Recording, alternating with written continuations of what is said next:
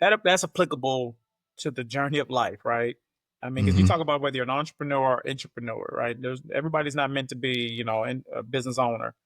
But even if you're working for an institution or organization, you still have to have that level of risk to ascend to be a chief information officer, right? Because it Right. just doesn't happen. Like nobody's going to just hand you that opportunity. Welcome to the Leadership Sovereignty Podcast. I'm your host, Ralph Owens, along with Terry Baylor. In today's episode, Philip Yates talks about the scarcity mindset. He talks about the concept of taking risks, and he also talks about why investing in yourself could be your superpower in today's economy. Enjoy the show.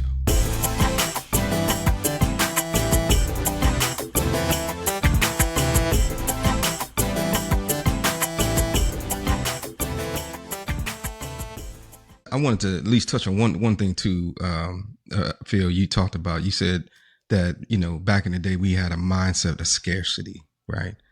I sit at a different table now in my career, right? I'm exposed to a lot of other things that I've never been exposed to before. If there was something else that I know now that I can go back, I would teach my kids: don't ever fear risk, manage risk. We're taught to avoid risk, Yeah. right? And it comes through education, public education. You don't want to fail, right? You don't want to fail the test, right? You don't want to fail. You don't want to fail. That is the elimination of risk. Wealthy entrepreneurs, they manage risk because you have to take risk in order to get big gains, right? You don't win playing it safe, right? But you got to know when to play it long and when not to. So having the mindset of managing risk and not avoiding risk could be the determination between you being successful as an entrepreneur and barely getting by. Yeah, I mean, Oh, that's good. yeah, I mean, man, that's applicable to the journey of life, right? I mean, because you Hmm. talk about whether you're an entrepreneur or entrepreneur, right? Everybody's not meant to be, a business owner. But even if you're working for an institution or organization, you still have to have that level of risk to ascend to be a chief information officer, right? Because it Right. just doesn't happen. Like nobody's going to just hand you that opportunity. Yes, you can work Right. hard and you may or may not be noticed, and that's the risk you take. But Yep.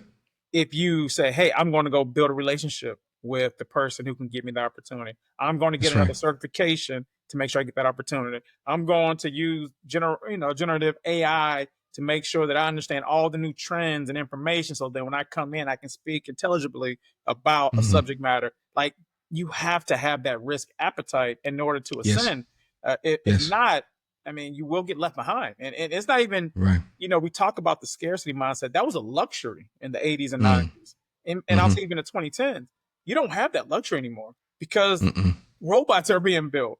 AI Hmm. is Correct. here. And so if you don't Hmm. take that risk, the federal government, I mean, no matter how you feel about, the current president, the current administration and the way they're doing, it was going to happen under Democrat or Republican because that's where Hmm. technology was taking us. They're just a little bit more Right. crude in the way they rolled Mm. out And the policy execution. yeah, Yeah. and execute Hmm. exactly.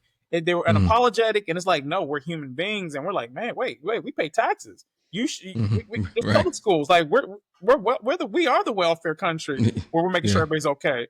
Yeah, it's still there, but the reality is, if you don't take the risk, somebody else or something, because of information Hmm. technology, is going to replace you. And again, don't worry about the glass ceiling; you got to worry about the floor.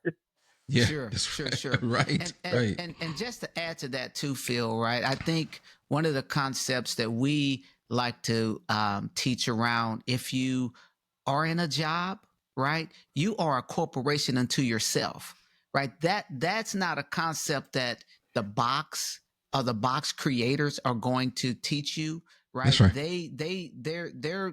Their philosophy is to create. Although you are sovereign, right? That's one of the reasons why we chose that topic or chose that label for the show, is that they want you to feel dependent, right? Hmm. But you are a corporation unto yourself, right? Yes. So, as you alluded to earlier in the backstage conversation, is you're still a contractor whether you're a W-2 exempt or not. You need to see yourself as a contractor, right? I'm a entity unto myself, and I'm just providing service for you.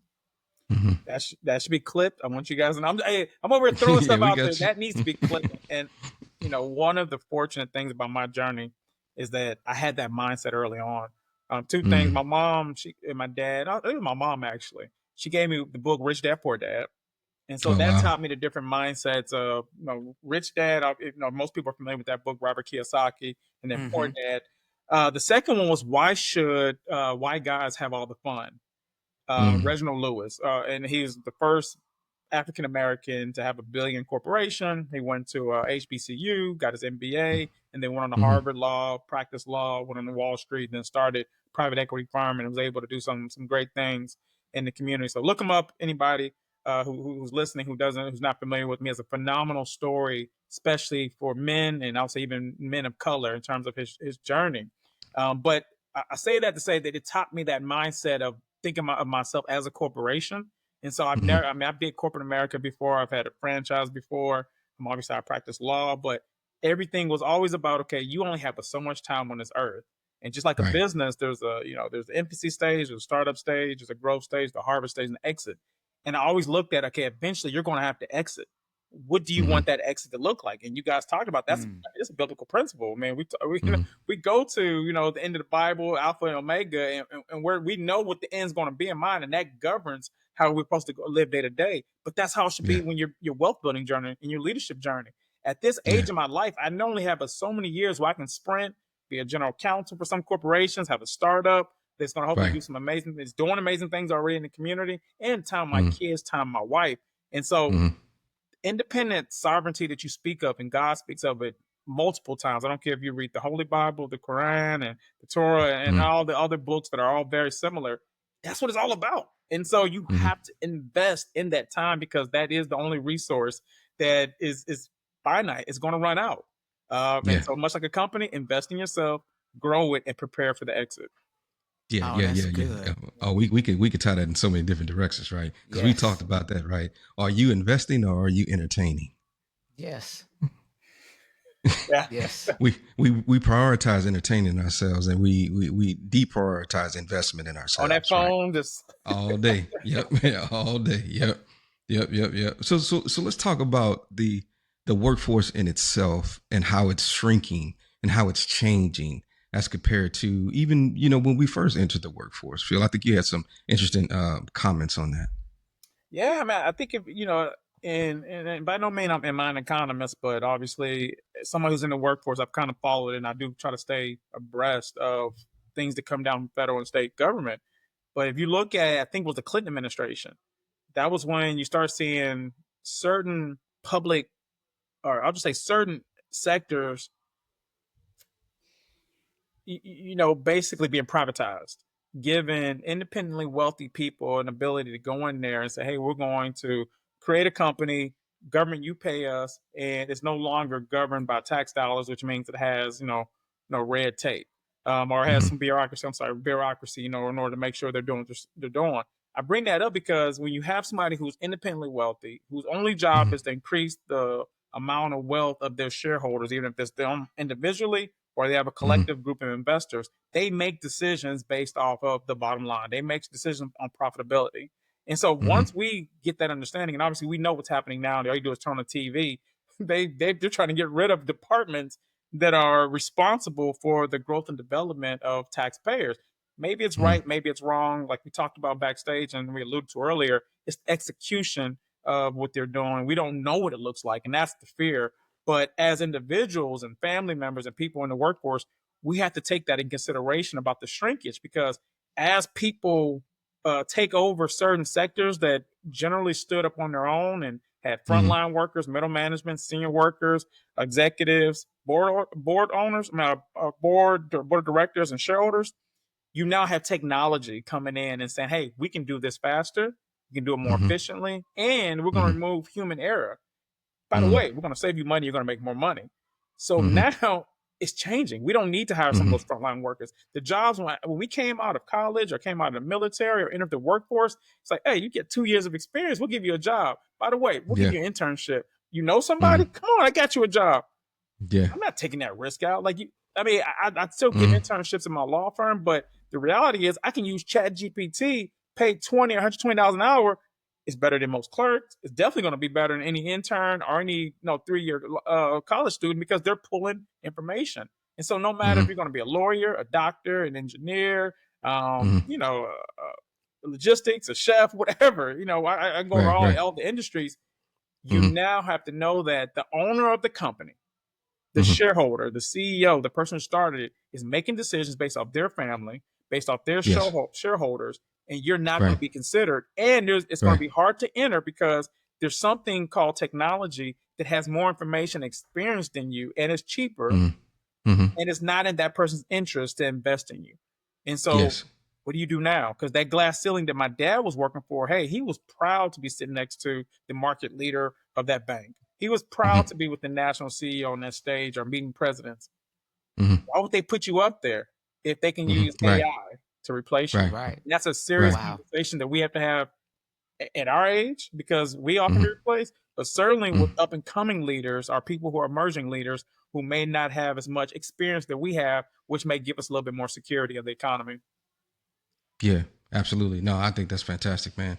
I hear a lot in that. I hear, we as those who have become senior in our professions, right? We have a responsibility to teach the younger folks who are entering the workforce the blueprint now as it is today and not what it was when we came in, right? So many times I've seen those who get stuck on, well, I had to do it this way, so you got to do it that way. Well, if you do it the way I did it, you're not going to get to where you're trying to go. I've seen the market change. I love this analogy. And I think it was Bishop Jakes who said this. It was that a man has to look at himself as almost like a football game. You got 4 quarters in life. I'm in third quarter of my life. I'm 51. I'm in the third quarter of my life right now, right? I have to get a certain amount accomplished in this third quarter before I reach the fourth quarter. Well, in this third quarter, thanks to God, I'm able to be in a senior role in my career. And I see how things are coming together, to your point, right? With AI and the introduction of technology, because technology changes, careers, right? If I'm coaching someone, if I'm telling them something about how to be successful in their career, I have to give them the sound advice based on what the current landscape is today, right? Not based on what I had to go through, because I took my licks, you got to take your licks. No, it's not like that. You have to have a better strategy, right? But Terry, can't wait to hear your comments on this. So, so I think there's a natural element to this, and there is a from a spiritual context, and then of course from a natural. So basically, the Bible talks about a good father leaves an inheritance, right? That's right. And so the crux of everything that we're doing is about setting up the next generation on a natural level, a spiritual level, a Right. social level, an economic level, right? And there are also, Ralph, we've talked about this. There are 5 levels of relationship, right? There are contacts. Hey, hi, bye. There are associates. Hey, let's go get a cup of coffee, right? Something you guys have in common. There are people who are partnering with you. Hey, we call it the ride or die, right? Mm-hmm. Right. And then you have mentors and mentees. When you get into that partner, mentor, mentee area, right, of people, relationship in your lives, there's a level of responsibility because of the proximity that those people have in our lives. So I see myself as a father, right? In a Mm-hmm. sense, I am leaving you an inheritance, right? Mm-hmm. This information is an inheritance. One of the main reasons, so to your point, Ralph, I'm in the third quarter too. And Max, I'm like, it's about 7 minutes in the third quarter. I got 7 minutes left in the third quarter. I gotta score. I gotta get a score, right? Right. I gotta get a score. Oh man, you got me thinking about my life. I'm like, oh man, time out. Right. Exactly. I need to throw a flag. I need to challenge something, right? But what's critical what's super critical about that is this, right? A few years ago, Ralph, and you'll remember this. So, Ralph, our lives intertwine on so many different levels. A few years ago, I was listening to NPR, and it was Johnny Cash's daughter. And she had a list. I think I've told the story before, but he gave her a list of 100 songs that every American artist should do, because these are American classics. So he didn't limit it, right? If you rock, if you're pop, if you're rap, these are 100 songs that every American artist should do because they culminate the American story, right? So, of course, she was on her own journey. She didn't want to have anything to do with it. Well, after her father passed, she got the list. And then the list became an endearment to her, right? So, of course, she went and created several albums. After listening to that, I thought to myself, I got to leave something. I want my kids and the people who are most important to me understand what I value. Ralph, that was the birth of Praises to the King, that record we did. Oh, wow. Wow. So, but out of that, I start looking at my life through that lens. Yeah. I need to leave something behind. That's right. That those who are dear to me can grab hold to as a legacy, right? Because I want my intellectual knowledge to live on. Yes, that's right. Well, right? So now when you get the economics that we're leaving, now you can understand why I did what I did. So leadership sovereignty is a part of that legacy, right? Absolutely. Yeah. This information will live on. Thank you for listening to the Leadership Sovereignty Podcast. If this content blessed or helped you in any kind of way, support us today by subscribing to our YouTube channel, clicking the like button for this episode, and sharing this content with others that you think it will help. Until next time, stay safe, peace, and blessings.